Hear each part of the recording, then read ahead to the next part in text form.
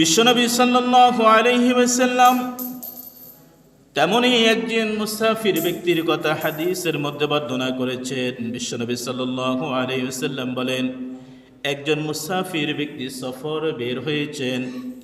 তিনি যখন সফরে বের হন, সফরে বের হওয়ার পরে দীর্ঘ পথ পাড়ি দেওয়ার পরে সে ক্লান্ত হয়ে গিয়েছে।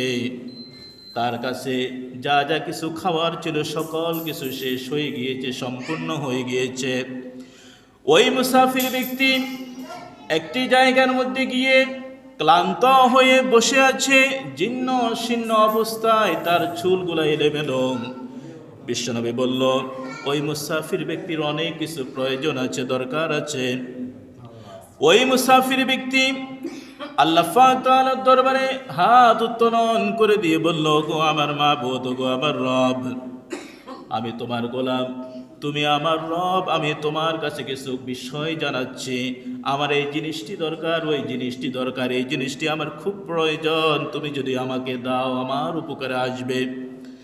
বিশ্বনবী বলল যে ওই ব্যক্তি মুসাফির হালতে ছিল, থাকার পরেও সে আল্লাহ পাক তাআলার দরবারে হাত উত্তোলন করে চোখের পানি ছেড়ে দিয়ে তার আরজিগুলো জানিয়েছিল, কিন্তু আল্লাহ পাক তাআলা তার দোয়াগুলো কবুল করেন নাই। দোয়াগুলো কি করেন নাই?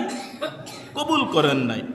কবুল করেন নাই যখন শব্দটি বলেছে, তখন এক বাক্যে সকল সাহাবা যারা ছিল তারা বলল, ইয়া রাসূলুল্লাহ সাল্লাল্লাহু আলাইহি ওয়াসাল্লাম, তিনি তো মুসাফির হালতে ছিলেন, তার দোয়া তো কবুল হওয়ার কথা ছিল, কিন্তু কেন কবুল হলো না? আল্লাহর রাসূল সাল্লাল্লাহু আলাইহি ওয়াসাল্লাম তখন সাহাবায়ে কেরামদেরকে বলল, গো আমার সাহাবীরা, তোমরা শুনে রাখো, সে মুসাফির ছিল, সেটি ঠিক ছিল, কিন্তু সে যে পানি ভোগ করেছে, খেয়েছে, তার পানিটি হালাল ছিল না।